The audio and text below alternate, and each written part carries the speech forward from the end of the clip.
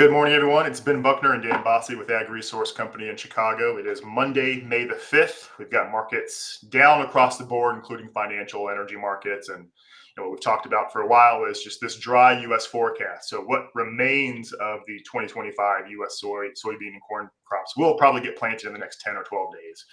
Macroeconomics too. We're going to talk about crude oil, and seasonal price trends are supposed to be going up. Crude oil is going down, and we'll touch on that in just a bit. But it does seem like we're in the same boat.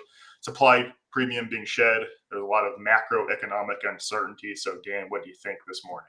Well, I think you're right, Ben. I think as you think about the markets and where we're really at, we are shedding macro premium. The crude oil market made a new low. OPEC indicated that, or Saudi Arabia indicated that OPEC members need to come into compliance, or it can bring on as much as another 4 million barrels by the end of the year in terms of productive capacity. So that's a threat from them. But overall, I think the market's really looking forward to the May crop report a week from today. And as you see in this first graphic here, we've got a lot of dryness across the central U.S. Farmers are going to get planted very quickly. And then, of course, we've got some above normal temperatures in the Canadian prairies and through the upper Midwest. And so when you look at the forecast, it looks relatively good. And even there following, we've got a front that comes through about May 18th, 19th, and 20th. And so that would get things well wetted as we germinate and get crop establishment. So taking weather premium out of the market. Also, as we think about ahead to next week's Monday's report, I'm very cognizant about the increase in global export to corn supplies.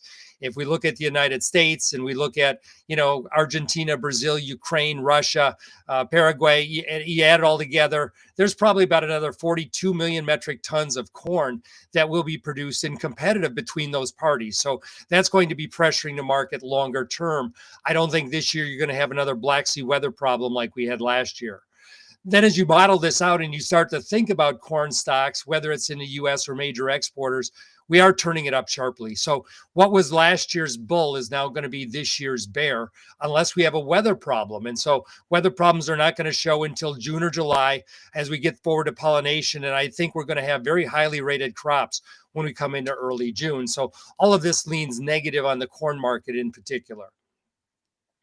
Lastly, Ben, we'll kind of finish it up here. The Chinese have been actively exporting soybeans out of Brazil. So as you think about April and now May vessel loadings, they've been really sizable. So the Chinese have been on a tear buying Brazilian soybeans, shipping them out. There's some leftovers out of the United States, but it's now bits and pieces. We're down to a couple of cargoes. As you think about the forward curve, it's all about, where we're going in terms of the Chinese and tariffs and trade talks. And the market just doesn't have any clarity on all of that. So as I think about where we're going, we need some trade discussions. We need some evidence from the United States government that indeed we are looking at a deal. And what is that deal structured and what does it mean going forward? Yeah, good points too. And you mentioned the May WASDE. I don't think there are going to be any real surprises in that report, but we are going to see printed from USDA, U.S. corn ending stocks of, let's say, 2 billion bushels. Soybeans, probably something like 400 million. So year over year increases in supplies. The question then, as we get into summer, be it trade deals or weather, is there a threat to that increase in supply? And so today the market doesn't see it, and that makes sense.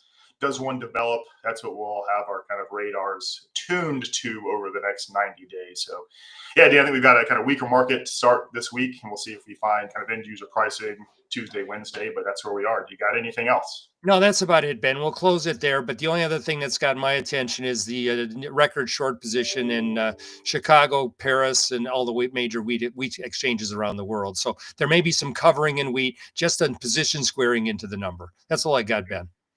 Right. Okay. Well, all the best in the market, everyone. Stay tuned to our research this week. Of course, it's going to be really good. Fine tuning forward risk, and we will see you tomorrow.